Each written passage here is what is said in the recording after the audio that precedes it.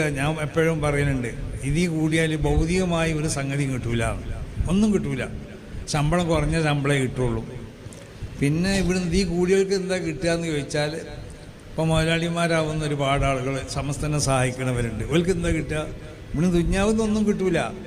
ദുഞ്ഞാവുന്ന ഉസ്താദന്മാരെ ദുആ കിട്ടും. അല്ലാഹുമ്മ ബാരിക് ഫീഹി, അല്ലാഹുമ്മ ബാരിക് ഫീ അംവാലിഹി, അല്ലാഹുമ്മ ബാരിക് ഫീ ഔലാദിഹി, അല്ലാഹുമ്മ ബാരിക് ഫീ അഹ്ലിഹി വഹദരിഹി വസഫരിഹി എന്നൊക്കെ പറഞ്ഞിട്ട് ഉസ്താദന്മാർ വരും.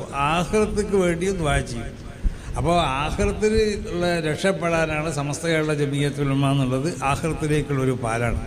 അത് മനസ്സിലാക്കി മാത്രം ഇതിലെല്ലാവരും കൂടിയാൽ മതി. മറ്റുള്ള ഭൗതികമായ വല്ല നേട്ടങ്ങളും കിട്ടുമോ, നമുക്ക് വേറെ പിന്നെ ഗവൺമെൻറ്റിൽ നിന്ന് വല്ലതും സാധിപ്പിച്ചെടുക്കാൻ പറ്റുമോ, ഇതൊന്നും അങ്ങനത്തെ ഒന്നും ഇതിൽ നിന്ന് കിട്ടില്ല.